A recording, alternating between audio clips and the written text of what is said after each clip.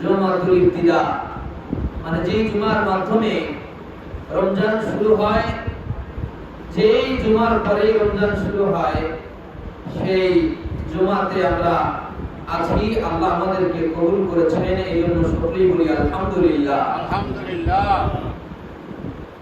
হাদিসে পাকে আল্লাহ রাসূল সাল্লাল্লাহু আলাইহি ওয়াসাল্লাম এবং কোরআনে কারিমে আল্লাহ তাবারাকা ওয়া তাআলা রোজা সম্পর্কে অনেক ফরমান বয়ান করেছেন। হাদিসে আল্লাহ রাসূল সাল্লাল্লাহু আলাইহি ওয়াসাল্লাম বয়ান করেছেন অনেক বিষয়, যেমন রোজার সাহরি, এরপরে একজন মানুষ রোজা থাকার কারণে তাকে কি বিনিময় দেওয়া হবে, এরপরে ইফতারের বরকত, সাহরির বরকত, এগুলো সব আলাদা আলাদা বিষয়। এই প্রত্যেকটা বিষয়কে একসাথে বয়ান করা সম্ভব নয়, এই জন্য আলাদা করে আজকে যে বিষয় চয়ন নির্বাচন করেছি সেটা হলো ইফতার। এই ইফতারের মধ্যে আল্লাহ আমাদের জন্য কি রেখেছেন, ইফতার আমাদের জন্য কতটা বরকতপূর্ণ, কতটা ফজিলতপূর্ণ, ইফতারে আল্লাহ মানব জীবনে, মানব দেহে কি উপকার রেখেছেন, ফায়দা রেখেছেন, সেই সম্পর্কে আলোচনা হবে। আল্লাহ আমাকে বলা, আপনাদেরকে শ্রবণ করার তৌফিক দেন, সকলেই বলি আমিন। আমিন। আল্লাহর রাসূল সাল্লাল্লাহু আলাইহি ওয়াসাল্লাম বলেন, মানুষদের মধ্যে এক শ্রেণীকে আল্লাহ জান্নাতুর রায়্যান নামক জান্নাতের জন্য নির্বাচন করবেন। এই জান্নাতীদেরকে আল্লাহ তাবারাকা ওয়া তাআলা একটা সুখ দেবেন। তাদের দুইটা সুখের সময় থাকবে, খুশির সময় থাকবে। রাসূল সাল্লাল্লাহু আলাইহি ওয়াসাল্লাম বলেন, যেই সমস্ত মানুষগুলোকে আল্লাহ তাআলা জান্নাতুর রায়্যান দেবেন, তাদের তো জান্নাতে আল্লাহ সুখ সমৃদ্ধি রেখেছেনই, কিন্তু আলাদাভাবে দুনিয়ার মধ্যে আল্লাহ একটা সুখের সময় রেখে দিয়েছেন। রাসূল বলেন, বান্দা যখন ইফতার করে জান্নাতি সুখ আল্লাহ ইফতারের সময় রোজাদারের হৃদয়ে ঢালে। সুবহানাল্লাহ। ফারহাতু ইনদা ফিত্রিহি, একটা খুশি হলো যখন ইফতার করে, তখন আল্লাহ তাবারাকা ওয়া তাআলা রোজাদারকে দান করেন। রোজা না রেখে আপনি বুকেতে গেলেও এই যে আনন্দ, এই যে সুখ, এই যে আত্মতৃপ্তি, এটা আপনি বুকেতে গেলেও পাবেন না, 5 স্টার হোটেলে গেলেও পাবেন না। এই যে এত দুনিয়ার মধ্যে এত নিয়ামত, এত খাদ্য সামগ্রী, এই সবগুলো যদি আপনার সামনে তুলে দেওয়া হয়, রোজা ছাড়া যদি আপনি ওগুলোকে ভক্ষণ করেন, ওই অবস্থায় যে মজা পাবেন আর রোজা অবস্থায় ইফতারের সময় যে মজা পাবেন, আল্লাহ রাসূল বলতেছেন এই দুই মজা কখনো এক হবে না। জান্নাতি মজা আল্লাহ তাবারাকা ওয়া তাআলা ইফতারের সময় রোজাদারের হৃদয়ে ঢালেন। সুবহানাল্লাহ। এইজন্য যারা রোজা রাখে না তারা এই মজা বুঝে না। তবে হ্যাঁ, রোজা না রেখেও কিছু মানুষ দেখা যায় যে এরা নামাজের প্রথম সারিতে থাকে। হ্যাঁ, এটা ভালো, প্রথম সারিতে থাকা। ইফতারেরও দেখা যায় যে প্রথম সারিতে থাকে। প্রথম সারি মানে ইফতার বানানোর জন্য এরা সব সময় প্রস্তুত থাকে। এরপরে দেখা যায় যখন ইফতার শুরু হয়ে যায়, তখন তাদের ইফতার করার স্টাইল আর রোজাদারদের ইফতার করার স্টাইলের মধ্যে পার্থক্য বোঝা যায়। তারা বুঝাতে চায় যে আমরা সারাদিন রোজা ছিলাম, আমাদেরকে দ্রুত দাও, আমাদেরকে দ্রুত দাও। কিন্তু মনে রাখবে যে আল্লাহ তাবারাকা ওয়া তাআলা ওই মজাটা যতই দ্রুততা কামনা করুক মানুষ, ওই মজাটা রোজাদার ছাড়া আর কাউকে দেবেন না, শুধুই মাত্র রোজাদারকে আল্লাহ দান করবেন। এইজন্য আল্লাহ তাআলা এই 30 দিন ছাড়াও নফল রোজা রেখে আমাদেরকে ওই নিয়ামত, ওই প্রাপ্তি, ওই সুখ স্বচ্ছন্দ উপভোগ করার তৌফিক নসিব করেন। সকলেই বলি আমিন। এরপরে আল্লাহ তাবারাকা ওয়া তাআলা বলেন, বান্দা যখন ইফতার করে, ওই ইফতারের সময় আমি আল্লাহ মজা ঢালি। রাসূল আপনি দুনিয়ার মানুষকে বলে দেন, আরেকবার আমি তাদেরকে মজা দেব। রোজাদার যখন রোজা রেখে দুনিয়া থেকে বিদায় নিয়ে আমার কাছে চলে আসবে, সমস্ত মানুষদের হিসাব নেব। সবাই সারি সারি বদ্ধ দাঁড়িয়ে থাকবে, আমি সবাইকে আলাদা করব, নির্বাচন করব, চয়ন এখতিয়ার করব। এরপরে এই মানুষগুলোকে বাছাই করব যারা রোজা ছিল, এদের সাথে আমি আল্লাহ তাবারাকা ওয়া তাআলা তাদের সাথে জান্নাতে সাক্ষাৎ করব, তাদের সাথে দেখা দেব। ওই যে দেখা দেওয়ার মুহূর্ত আল্লাহ রাব্বুল আলামিন বলেন, এই যে মজা, এই মজাটা আমি রোজাদারকে দান করব। সুবহানাল্লাহ। এই যে মজা, এটা রোজাদারই পাবে। 5টা গণ্ডির মধ্যে একটা গণ্ডি হলো রোজা। কেউ যদি রোজা না রাখে তাহলে পরিপূর্ণ ঈমানদার বলেন? রোজা যদি না রাখে পরিপূর্ণ ঈমানদারের দাবি করতে পারে? করতে পারে না। কারণ 5টা খুঁটি দিয়ে একটা ঘর, সেটার নাম হলো ইসলাম।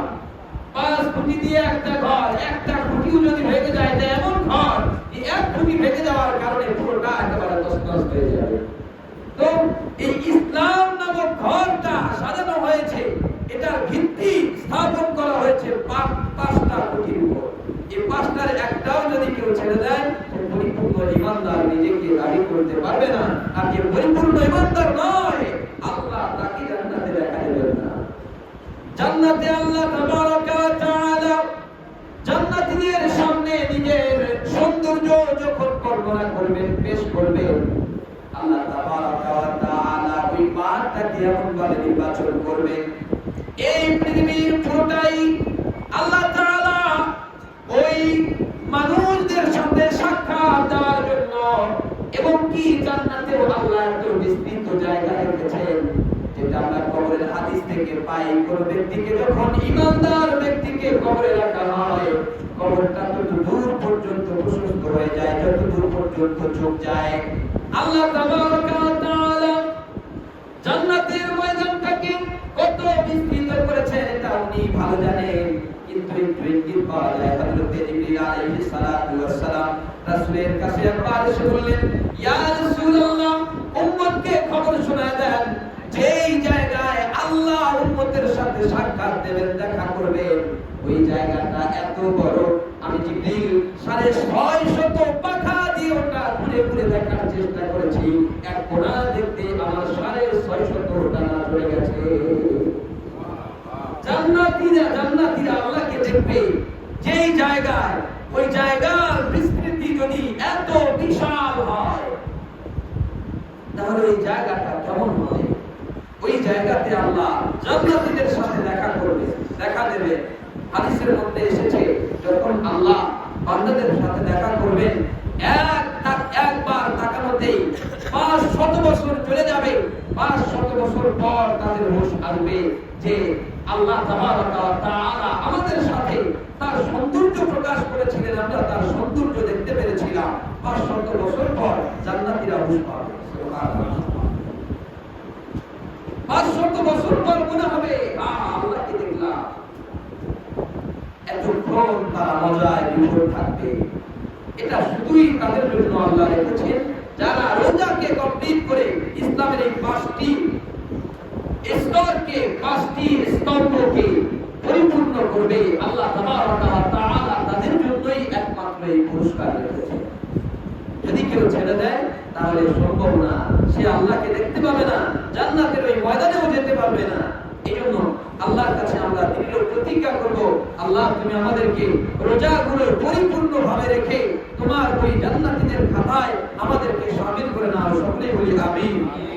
এরপরে আল্লাহর রাসূল সাল্লাল্লাহু আলাইহি ওয়াসাল্লাম বলেন, সুমু লিরাইয়াতিহি ওয়া আফতিরু লিরুইয়াতিহি।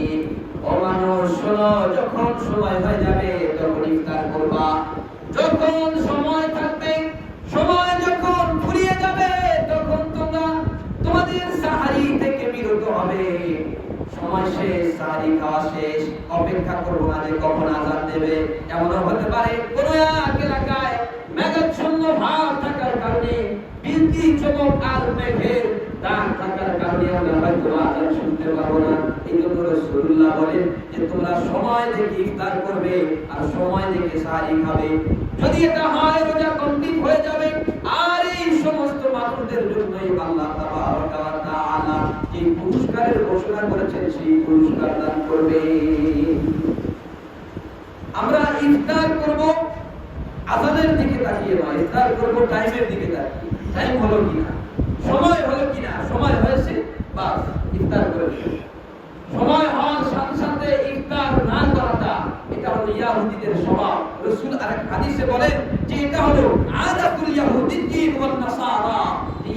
আর নাসারাদের স্বভাব হলো যে তারা ইফতারের সময় হয়ে যায় অপেক্ষা করতে থাকে, কোন সময় আযান হবে। তাদের সময় তো আযান ছিল না, তাদের সময় সিঙ্গার ধ্বনি ছিল।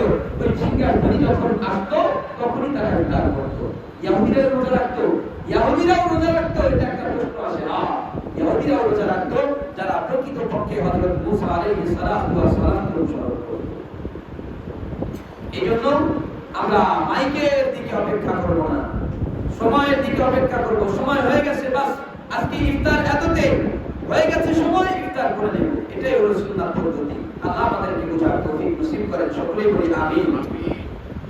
এরপরে আল্লাহ রাসূল সাল্লাল্লাহু আলাইহি ওয়াসাল্লাম বলেন, ইন্না লিস-সাইমি লাদা'ওয়াতুন মা তুরাদ্দু ইনদা ফিতরিহি ওয়া মা নুশরাহু।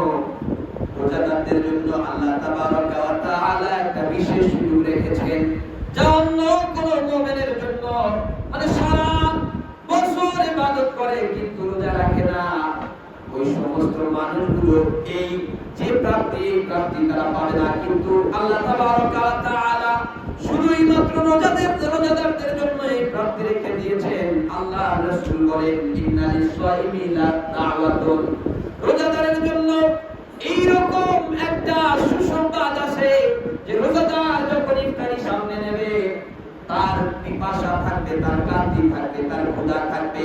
এই অবস্থায় বান্দা যখন আল্লাহর দিকে তাকিয়ে মনটাকে স্থির করে একটা দোয়া করবে, দোয়া করতে দেরি হবে, আল্লাহ তাবারাকা ওয়া তাআলা দোয়াটাকে কবুল করতে দেরি করবেন না। এটা রোজাদারের জন্য। রোজা না রাখলে এই প্রাপ্তি পাওয়া যাবে না। আপনি যখন ইফতার সামনে নিয়ে দোয়া করবেন, তখনই আল্লাহ তাবারাকা ওয়া তাআলা আপনার দোয়াটাকে এভাবে কবুল করবেন, এই পদ্ধতিতে কবুল করবেন। হ্যাঁ, দোয়া করলেই কবুল হয়, তবে সেটা অন্য পদ্ধতিতে।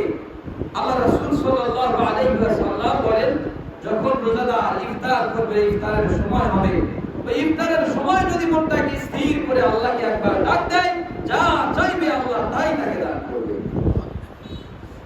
এইজন্য ইফতারের সময় বেশি বেশি দোয়া করা, এদিকে মুড়ি নাই, ওইদিকে দুধ নাই, ওইদিকে শসা নাই, ওইদিকে টমেটো নাই, এগুলো যেন না হয়। ওই সময় দোয়ায় মগ্ন থাকা। ওই কি দোয়া করবো আমরা, এই দোয়াটাও শিখিয়েছেন। আল্লাহ রাসূল বলেন, হে মানুষ, হে আমার উম্মতেরা, তোমরা আল্লাহর কাছে ইফতারের সময় দোয়া করবে, ইয়া ওয়াসিআল ফাদলি, হে বিস্তৃত অনুগ্রহ দানকারী, ইগফিরলি, আমাকে মাফ করে দাও। রাসূল শিক্ষা দিয়েছেন, পৃথিবীতে আল্লাহর পক্ষ থেকে কোন বান্দার পাওয়া নিয়ামতগুলোর মধ্যে থেকে সর্বাপেক্ষা শ্রেষ্ঠ নিয়ামত হলো বান্দার মাফ পেয়ে যাওয়া।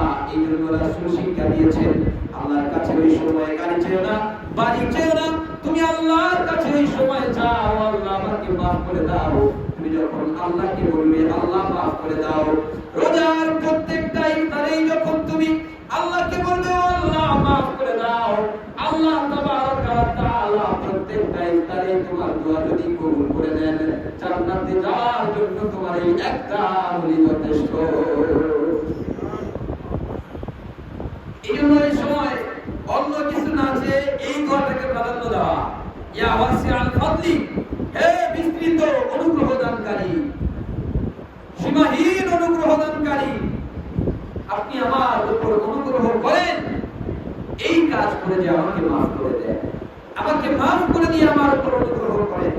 সবচেয়ে বড় অনুগ্রহ হলো আল্লাহর পক্ষ থেকে কোনো বান্দা মাফ পেয়ে যায়। যদি মাফ পেয়ে যায়, বান্দা কামিয়াব হয়ে যায়। আর যদি মাফ না পায়, যত কিছুই দেখ সেই বান্দা ধরাশায়ী হয়। এই জন্য আল্লাহ তাবারাকা ওয়া তাআলার কাছে ইফতারের সময় যে দোয়া করব, আমার সাথে বলেন, ইয়া ওয়াসিআল ফাদলি, ইয়া ওয়াসিআল ফাদলি ইগফিরলি, হে বিস্তৃত অনুগ্রহ দানকারী, আমাদেরকে মাফ করে দেন। আল্লাহ তাবারাকা ওয়া তাআলা আমাদেরকে ওই সমস্ত রোজাদারদের অন্তর্ভুক্ত করেন, সকলেই বলি আমিন।